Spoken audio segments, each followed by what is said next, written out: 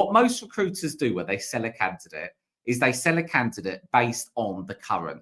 I don't do that. When I speak to a lawyer, I go through the motions of breaking down their practice in terms of what do they bill, what is their how is their time split, what support do they have, where does your work come from? Does it come from you or does it come from the firm? If it comes from the firm, fine, but obviously it's not transportable. If you are introducing work, you need to track it. That is so important. And not just track what you're billing. What are you passing over to other departments? What are you passing down to juniors?